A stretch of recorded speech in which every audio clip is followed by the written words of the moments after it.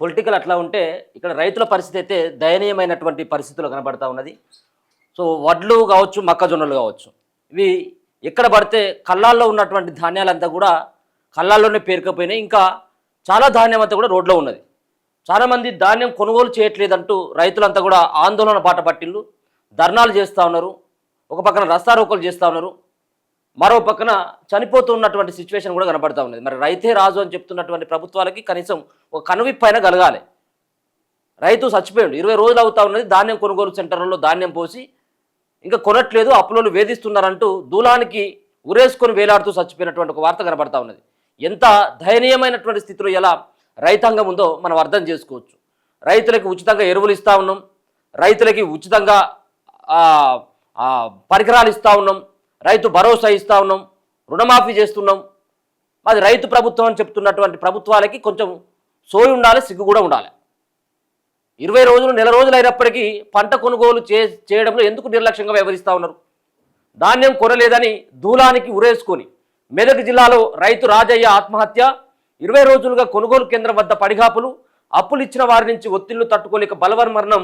అప్పుల బాధతో మరో 2 రైతులు ఆత్మహత్య. మరి ఒక్కడు దత్తలేడు ఎవరు ఆయన రాజకీయ నాయకులు ఎవరైనా ఉన్నట్టయితే మీరు చెప్పినటువంటిది ఉన్నది కదా, ఈ వ్యవసాయ శాఖ మంత్రి వాళ్ళు వీళ్ళు చెప్తారు కదా, ఈ రైతు మేము ధాన్యాన్ని కొన్నాం, మేము సకాలంలో పైసలు ఇచ్చినాం, అకౌంట్లలో 10 రోజులలోనే పైసలు పడ్డాయని. మరి ఆ రైతులు ఎందుకు చచ్చిపోతా ఉన్నారు? కల్లాలలో ఉన్నటువంటి ఒడ్ల కుప్పల పైన పడుకుని చచ్చిపోయినటువంటి రైతులు కూడా కనబడతా ఉన్నారు. కేవలం ఇది మొదటి ఆత్మహత్య కాదు, ఈ ఆత్మహత్య కూడా అనొద్దు, ప్రభుత్వ హత్యలుగానే భావించాలి వీటిని అన్నింటినీ. 2 రైతులు చచ్చిపోయిండు. ఇక ఇప్పుడు ఈయన అంటాడు కదా, నేను మూసి ప్రక్షాళన చేస్తా ఉన్నా, నేను ఫ్యూచర్ సిటీ కోసం నేను 2,000 ఎకరాలు 3,000 ఎకరాలు సేకరిస్తున్నా, పరిశ్రమలు వస్తూ ఉన్నాయి, ఐటీ దిగ్గజ కంపెనీలు వస్తూ ఉన్నాయి. వీది కాదు కదా, ఈ రైతులను కాపాడుకోవాల్సినటువంటి బాధ్యత మనది కదా. ఆ కంపెనీలో ఉద్యోగాలు చేయాలంటే మనం ఫస్ట్ బతికుండాలంటే మనకు తిండి అవసరం. మరి తిండి పెట్టేటువంటి రైతన్న పండించినటువంటి పంటను కొనకపోతే ఆ రైతు ఏ విధంగా ఇలా ఆ పంటను పండిస్తాడు? చాలామంది రైతులంతా కూడా ఇప్పుడు గ్రామాలలోకి పోతే చాలా ఊర్లు కాలైపోయినాయి, సగానికి పైగా. వ్యవసాయం చేసేటువంటి రైతన్న, నాగలి పట్టి దున్నేటువంటి రైతన్న ఇవాళ హైదరాబాద్ లాంటి సిటీలలో వాచ్మెన్గా ఉంటా ఉన్నారు, ఇళ్లలో పనిచేస్తూ ఉన్నారు, మేస్త్రి పనులు చేస్తూ ఉన్నారు, వచ్చి అడ్డ మీద కూలీలుగా పనిచేస్తూ ఉన్నారు. దానికి అంతటి కూడా కారణం ఎవరు? ఈరోజు రాష్ట్ర కేంద్ర ప్రభుత్వాలే ప్రధానమైనటువంటి కారణం కదా. వాళ్ళు ప్రోత్సాహాలు అందించి వాళ్ళకి ఎలాంటి లోటు లేకుండా పండించినటువంటి ధాన్యాన్ని సేకరించినట్టయితే ఉంటే 24 గంటలు పొలంలోనే ఉంటాడు ఆ రైతు. కానీ మీరు చేసినటువంటి ఈ దౌర్భాగ్యమైనటువంటి ఈ పద్ధతులతోటి వాళ్ళని ఇబ్బందులు పెట్టుకుంటూ ఉన్నట్టయితే రైతులు ఈ విధమైనటువంటి పరిస్థితే దాపరిస్తుంది కదా. నేను కూడా చాలా పంట సంబంధించినటువంటి పొలాల దగ్గరికి వెళ్ళడంతో పాటు ధాన్యం కొనుగోలు సెంటర్ల దగ్గర కూడా వెళితే ఎక్కడ వేసినటువంటి ధాన్యం అక్కడనే ఉన్నది. నెల రోజులు అవుతుందని చెప్పేసి రైతులు చెప్తా ఉన్నారు.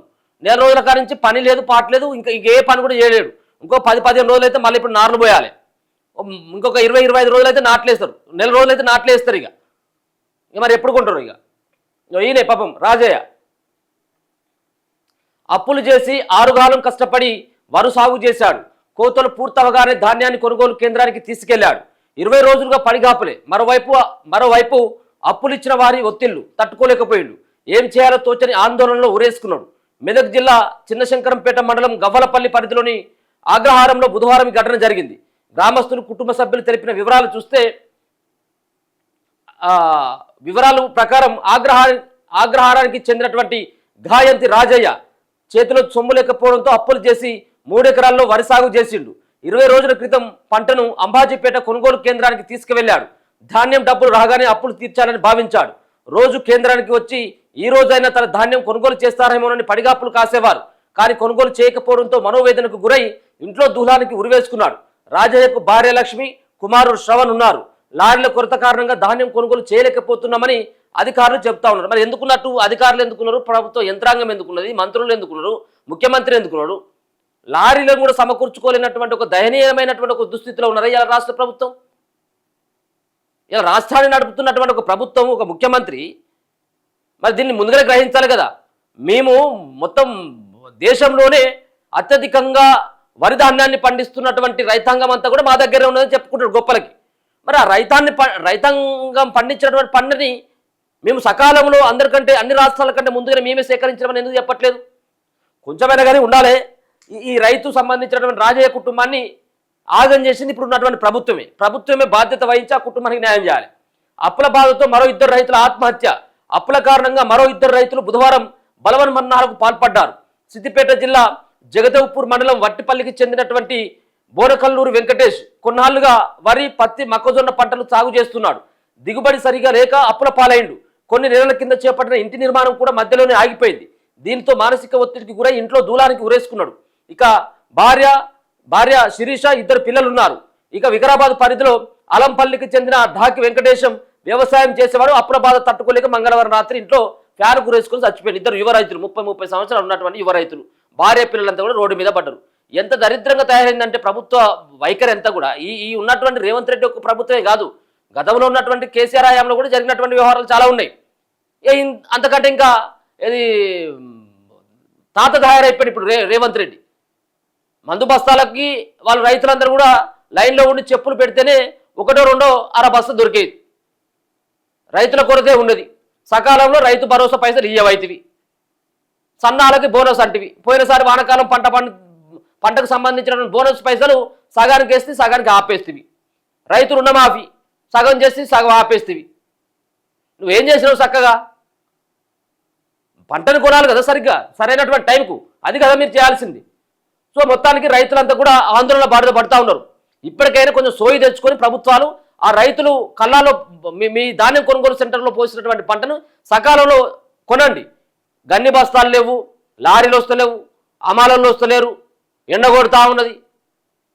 ధాన్యం కొనుగోలు సెంటర్లకు పోతే అక్కడ కనీసం నీళ్ళ సుక్క కూడా లేదు. రైతులు అక్కడ అంతా కూడా ఉంటా ఉంటే ఇది సమకూర్చాల్సినటువంటి అధికారులు, ఆ సొసైటీ కావచ్చు, ఐకేపీలు కావచ్చు, ప్రభుత్వం ఏర్పాటు చేసినటువంటి ధాన్యం కొనుగోలు సెంటర్లు కావచ్చు, ఆ టెంట్ వేయాలి. ఆ టెంట్ కనబడది, వాటర్ బాటిల్ కనబడది, నీళ్లు ఉండయి, ఏముండదు అక్కడ ఎక్కడైనా పోని. ఇక పేరుకు మాత్రం మామూలు పేరు కాదు, ఇక మామూలుగా చెప్పరు వీళ్ళు.